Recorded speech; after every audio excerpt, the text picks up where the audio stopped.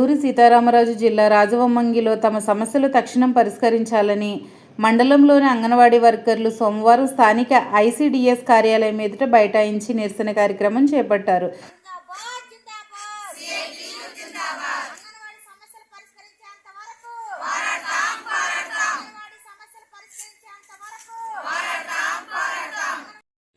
నా పేరు వెంకటలక్ష్మి. నేను anganwadi workers and helpers union కార్యదర్శిని. ఈరోజు 17వ తారీఖున రాష్ట్ర మేరకు ప్రాజెక్టు ఆఫీసుల వద్ద ధర్నా చేయడం జరిగింది.